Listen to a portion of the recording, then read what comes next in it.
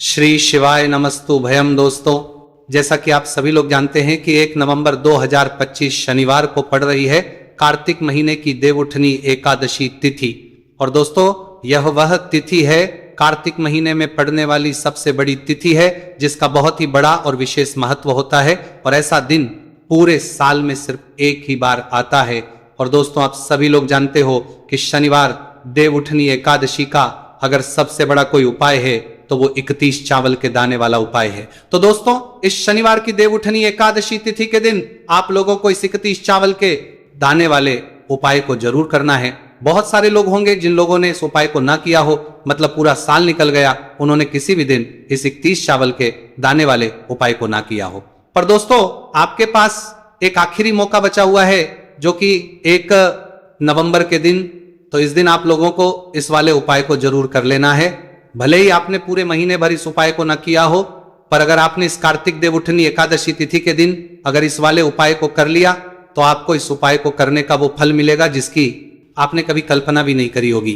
इसीलिए आप लोग इस वाले उपाय को एक बार जरूर कर लेना, ताकि आप लोगों के हाथ से यह मौका ना जा सके और आपको इस उपाय को करने का फल मिल सके।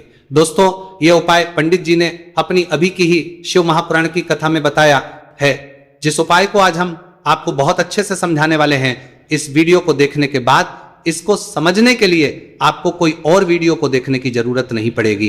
तो चलिए दोस्तों, उपाय को शुरू करते हैं। देखिए, ये कार्तिक महीने के शनिवार एकादशी के दिन ये इतना खास होता है, इतना महत्वपूर्ण होता है। देखा है कभी कभी बड़े बड़े पूजा पाठ अनुष्ठान से जो मनोकामना पूर्ण नहीं होते, वो कार्तिक महीने के दिन एक छोटे से उपाय करने से ही आपकी मनोकामना पूर्ण हो जाती है।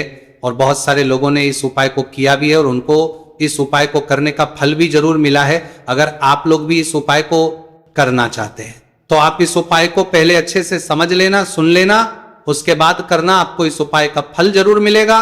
और इस उपाय को कर लेने से आपके घर में चाहे किसी भी प्रकार की दुख और समस्या क्यों ना चल रही हो, आपको उसका कारण भी नहीं पता है कि भाई ये समस्या किस कारण से चल रही है। उसका कुछ भी कारण हो सकता है, जैसे पितृदोष हो सकता है या किसी तरह का मंगल दोष भी हो सकता है। तो इस दिन आप लोगों को ये वाला उपाय कर लेना है। ये एक ऐसा उपाय है जिस उपाय को अगर किसी विशेष दिन पर किया जाए तो भाई उस विशेष दिन का जो है वो तो हमें मिलता ही मिलता है, पर हमने उस दिन पर इस उपाय को किया है तो हमें उससे भी बड़ा फल मिलता है। और फल बहुत जल्दी मिलता है, क्योंकि आप इस उपाय को बहुत ही बड़े और विशेष दिन पर कर रहे हो।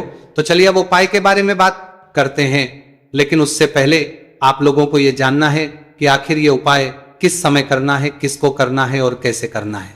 तो चलिए हम आगे आपको वीडियो में एक एक करके बता देते हैं। लेकिन उससे पहले अगर आप लोग हमारे चैनल पर नए हैं तो हमारे चैनल को सब्सक्राइब कर लेना और इस वीडियो को लाइक करके कमेंट बॉक्स में श्री शिवाय नमस्तु भयम ओम नमः शिवाय जरूर टाइप कर देना। तो दोस्तों, इस 31 चावल के दाने वाले उपाय को हमें इस शनिवार देवउठनी एकादशी के दिन कैसे करना है, किसको करना है, किस समय करना है और कहां करना है, ये सारे सवालों के जवाब आपको इस वीडियो में मिल जाएंगे। और जो ये वीडियो देखेगा भाई, उसको 31 चावल के दाने वाला उपाय जरूर करना चाहिए, क्योंकि इस दिन एक चावल के दाने का भी बहुत ही बड़ा और विशेष महत्व होता है। और जब बात आ जाए 31 चावल के दाने की, तो ये सोने पे सुहागा वाली बात हो जाती है और ये एक बहुत ही बड़ा उपाय हो जाता है इस शनिवार देवउठनी एकादशी तिथि का। तो अब दोस्तों, इस 31 चावल के दाने वाले उपाय को आखिर करना किसको है, सबसे पहले हम लोग वो बात जान लेते हैं। तो देखो, घर की जो बड़ी माताएं बहनें होती हैं, उन माताओं बहनों में से कोई भी एक बड़ी माता बहन इस वाले उपाय को कर सकती है। और दोस्तों, अगर आप चाहें तो अपने घर में से सभी सदस्यों को भी इस उपाय को करवा सकते हैं। अगर किसी व्यक्ति की खुद की कोई मनोकामना है, खुद की कोई दुख और परेशानी है जो कि वो अपने लिए ही करना चाहता है, इस वाले उपाय को तो वह खुद अपने लिए भी कर सकता है। बाकी अगर कोई घर में से ऐसा है जो कि अपने पूरे घर परिवार की सुख और शांति के लिए ये वाला उपाय करना चाहता है, तो भाई वो भी कर सकता है, उसमें भी कोई दिक्कत वाली बात नहीं है। कहने का मतलब यह है कि इस उपाय को हर एक सदस्य भी कर सकता है और पूरे घर परिवार के सदस्य के लिए घर की बड़ी माताओं बहनों में से कोई एक माता बहन भी कर सकती है। माताएं बहनें अगर घर में उपस्थित ना हो या वो ये वाला उपाय ना कर पा रही हो, तो फिर घर का कोई बड़ा सदस्य भी इस 21 चावल के दाने वाले उपाय को कर सकता है, चाहे फिर वो पुरुष ही क्यों ना हो। उसमें कोई भी दिक्कत वाली बात नहीं है। अब दोस्तों, इस 21 चावल के दाने वाले उपाय को हमें करना कहां पर है? हमें इसे शिव जी के मंदिर में जाकर करना है। बहुत सारे लोग प्रश्न करते हैं हर एक उपाय को करते समय, क्या हम इस उपाय को घर पर कर सकते हैं? तो इस वाले उपाय को पर नहीं कर सकते हो। इस वाले उपाय को करने के लिए आपको शिव जी के मंदिर ही जाना पड़ेगा। उसके बाद में दोस्तों जो अगला प्रश्न निकल कर आता है वो ये आता है इस उपाय को लेकर कि आखिर इस उपाय को हमें किस समय करना है, सुबह के समय करना है कि शाम के समय करना है? तो देखो, इस वाले उपाय को आप लोग सुबह के समय भी कर सकते हो और शाम के समय प्रदोष काल में भी कर सकते हो। अब अगर आप पूछो कि भाई सब सबसे उत्तम समय कौन सा रहेगा इस 31 चावल के दाने वाले उपाय को करने का, तो हम आपसे बस यही कहेंगे कि इस उपाय को आप सुबह के समय करेंगे तो ज्यादा बेहतर होगा।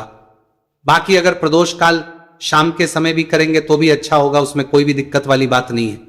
तो अब दोस्तों जो अगली सबसे बड़ी और महत्वपूर्ण बात आती है वो ये आती है कि सुबह अगर हम उपाय को करेंगे तो हमें कितने बजे से लेकर कितने बजे तक के बीच में करना है, और शाम के समय प्रदोष काल में करेंगे तो हमें कितने से लेकर कितने बजे के बीच में करना है।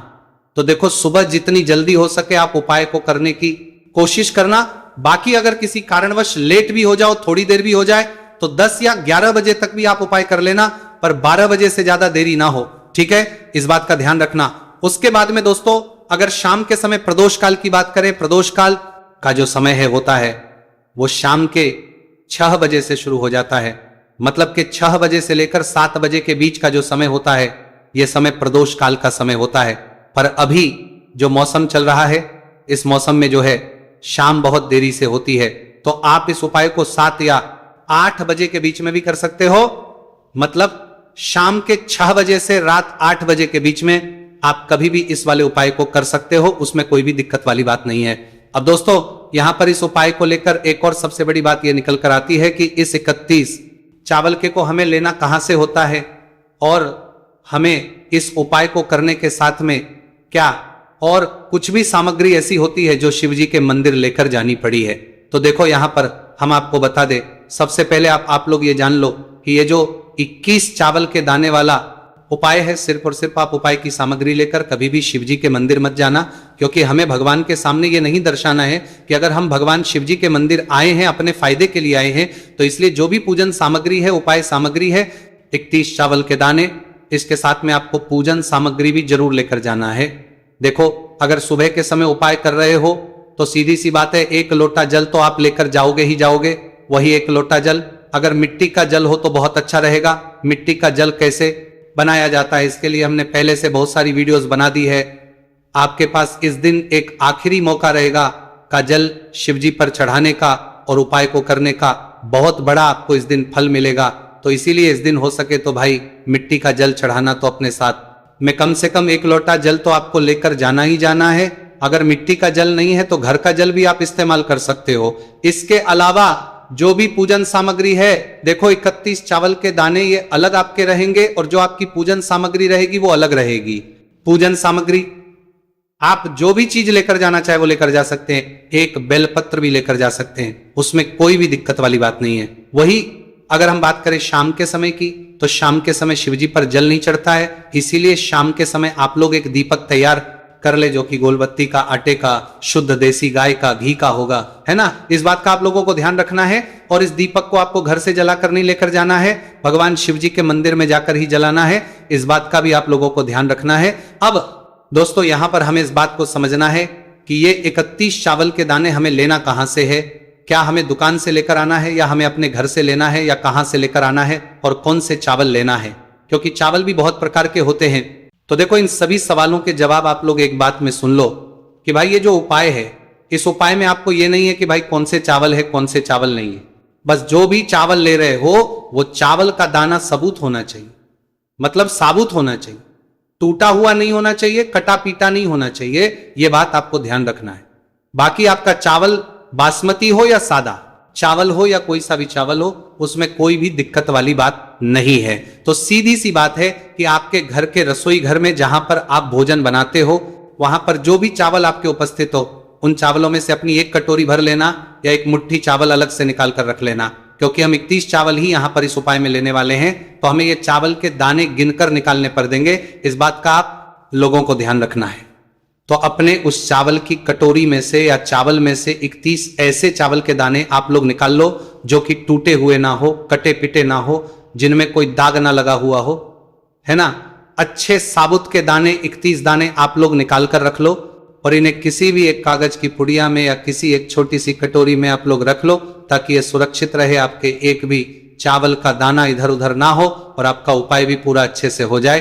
तो भाई जैसे ही आपका उपाय की जो सामग्री है ये 30 चावल के दाने के तैयार हो जाते हैं, उसके बाद में आपको जो भी अपनी पूजन सामग्री है सुबह के समय कर रहे हो तो 1 लोटा जल और बेलपत्र या पूजन सामग्री जो लेकर जाना चाहो उसकी भी तैयारी कर लेना। और शाम के समय जा रहे हो तो भाई अपना जो दीपक है उसे तैयार कर लेना, ठीक है। और उपाय को करते समय शुद्धता का विशेष रूप से ध्यान रखना, ठीक है। सुबह सुबह स्नान करने के बाद ही उपाय को करने की आप लोग तैयारी करना। उसके बाद अगर शाम के समय की बात करें तो शाम के समय आपको स्नान करने की जरूरत नहीं है, पर शुद्धता का ध्यान रखना है। आपको स्नान नहीं करेंगे, आप हाथ मुंह धोकर भी इस वाले उपाय को शाम के समय प्रदोष काल में कर सकते हैं, इसमें कोई दिक्कत वाली बात नहीं है। तो आप अपने उपाय की पूरी सामग्री तैयार करके आपके पास ही में जो आपका शिव मंदिर हो वहां पर पहुंच जाइए।